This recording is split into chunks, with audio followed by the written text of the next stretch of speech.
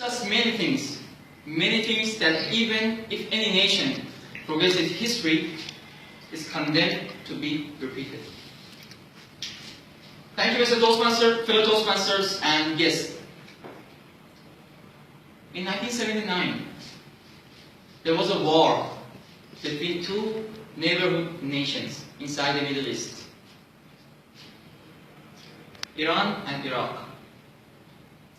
Those nations had a war for almost 8 years.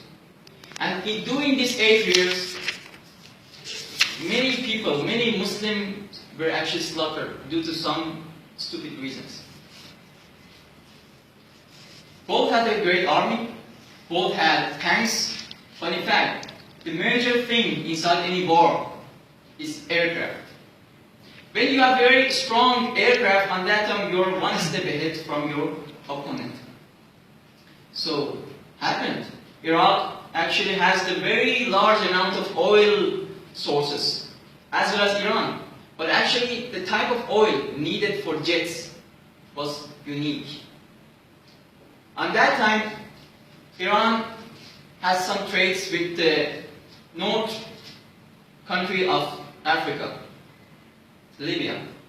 At that time, the Libyan ruler, hear the name? Muammar Gaddafi, was actually ruling inside Libya. So the trading was going on, and the type of oil was JP4 and JP5 for type of the aircrafts. The trade was going on, the war was going on, everything was going on. But actually what happened? Suddenly USA forced Libya not to give oil to Iran. Actually, Iran and USA have a very long history of quarrels. So the thing happened. They stopped. They did not give any oil to Iran. After this incident, the war was in its peak level between Iran and Iraq. So they had to do some solution for it. Meantime, a person in one villa inside the Tehran, the capital of Iran, sent a message to the government that I have one news for you, but I will tell only to the president. At that time, the president was Sayyid Ali Khamenei. Nowadays, he is the leader, supreme leader of Iran. At that time, he was the president. People said that no, you cannot meet the president. He said no, just I will give my news to the president. That's all. And the guy was named Fardoust. Fardoust was a retired general actually. He had nothing to do with the government, but actually he said the message that I have very important message which will affect the war, but I will tell it only to the president. So what the thing happened? After a very long time, they responded. They sent a group from government to the house of Fardoust and said, what are you saying? He said, in 3 days, there will be a coup. You know what's coup? Inside the country, Libya. If you tell Gaddafi, he will give back the JP4 to you. They all were shocked. How do you know? You're just an old man sitting inside the house. They said, no, it will happen. So the thing happened. They ignored that. They ignored him.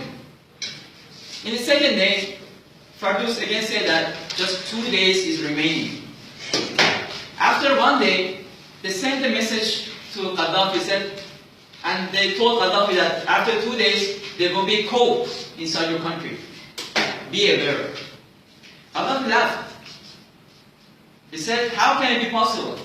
I killed many people and I executed all of the most high-ranked generals inside my country. That's impossible. The next day they said that only 1 day is remaining. Be aware. After this, Gaddafi was a very wise guy. He said that something's wrong. So he started researching inside his government. And he found that 12 high-ranked generals were about to start a coup inside that particular time.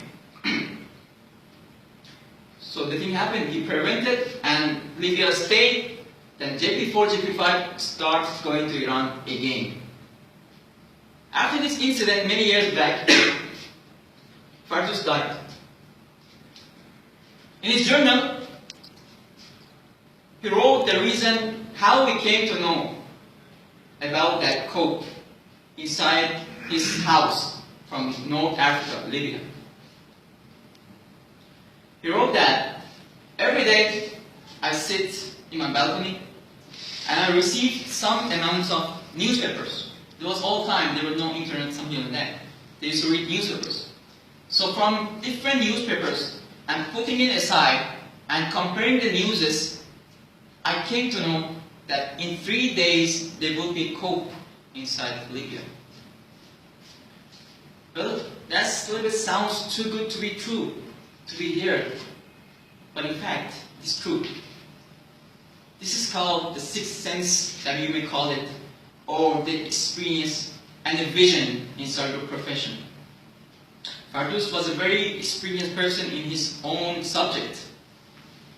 And people say that if you don't have this vision inside your profession, whatever profession you are a teacher, you're an engineer, you're a speaker, everything, but if you don't have the vision of your subject, then just leave that. With vision, you have to go straight. In the conclusion, I want to give this very famous quotation by a person named Ibn Yamin. He said, the person who knows, this is a quotation, the person who knows and knows that he knows is a wise guy. Follow him. The person who knows but doesn't know that he knows is sleeping. Await him. The person who doesn't know and knows and he don't know